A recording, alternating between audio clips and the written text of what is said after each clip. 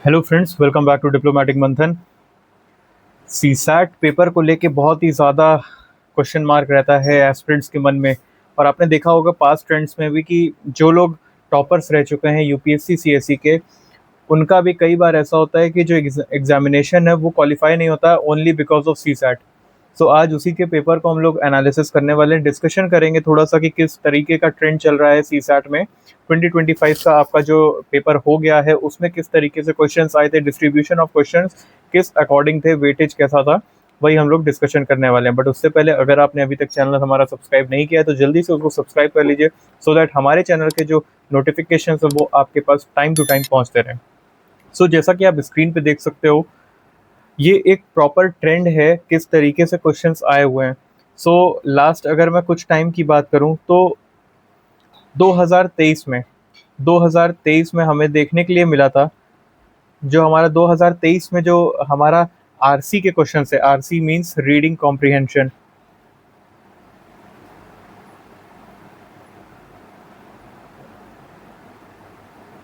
Reading comprehension के जो questions थे वो कुछ किस प्रकार से दिख रहे थे हमें, हम वो देख रहे हैं आज कि 27, और वहीं हमको 24 में भी 27 क्वेश्चंस देखने के लिए मिले थे। बट इस बार थोड़ा सा बढ़ाया गया है और उसको ले जाके सीधे रख दिया गया है कितना, 29 के पास। 29 तो जो आपको इसीलिए कहा जाता है ना कि अगर किसी एक चीज़ पे डिपेंड रहोगे तो फिर दिक्कत होने वाली है, या ओनली मैथमेटिक्स पे या ओनली आरसी पे डिपेंड रहेंगे तो कहीं ना कहीं थोड़ा सा इशू देखने के लिए मिल जाएगा। अभी हम लोग ने फिलहाल ये चीज़ देखी है कि किस तरीके से डिस्ट्रीब्यूट किया गया है। This is a distribution of questions जिस अकॉर्डिंग, अब ये +1 +2 ये सब ऊपर नीचे हो सकता है according to all the institutes and all. तो अगर मैं बात करूँ कॉन्ट की, तो कॉन्ट में 34 क्वेश्चन है, और 34 क्वेश्चंस जिसका अगर मैं लेवल की बात करूं तो लेवल थोड़ा सा ऑन अ टफर साइड था। CSAT was not very easy जैसा पिछले साल आया था, उस हिसाब से तो थोड़ा सा ज़्यादा टफ साइड पे ये आपका था, थोड़ा सा टफर साइड पे ये ज़्यादा था। तो उस अकॉर्डिंग अगर देखा जाए तो सीसैट वाज थोड़ा सा little bit on a moderate to tougher side.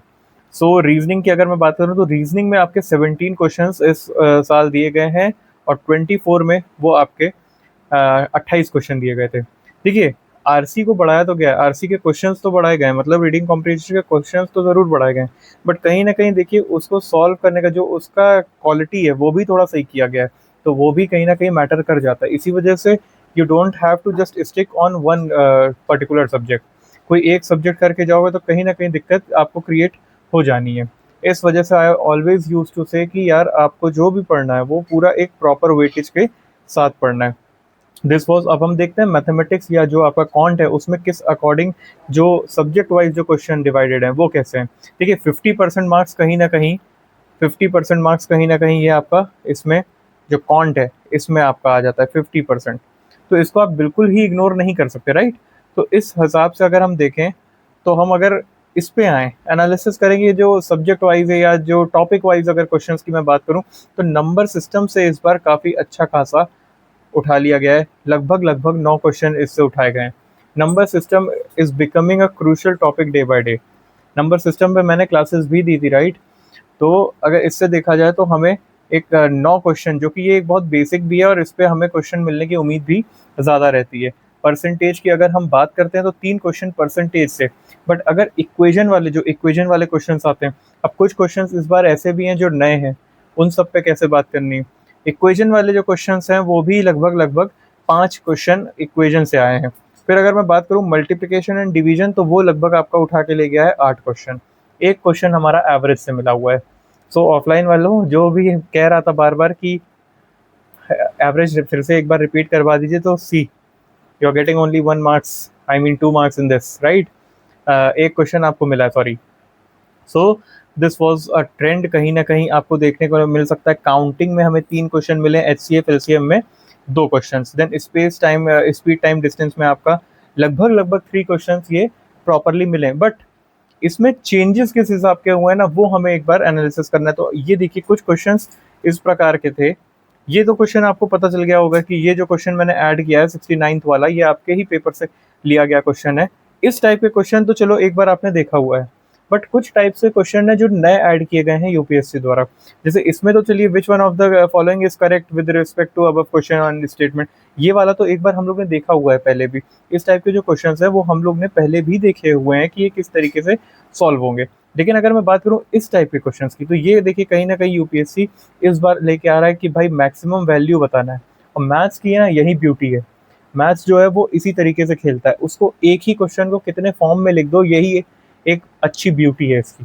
तो दिस इज द थिंग, इस टाइप के जो क्वेश्चन है, अब अगर इसने भेजा है इस बार, तो मे बी 2026 में पॉसिबिलिटीज आर देयर कि इसके क्वेश्चन जो हैं वो बढ़ जाएं, इंक्रीज हो जाए, नंबर ऑफ क्वेश्चन इस टाइप के वो इंक्रीज हो सकते हैं।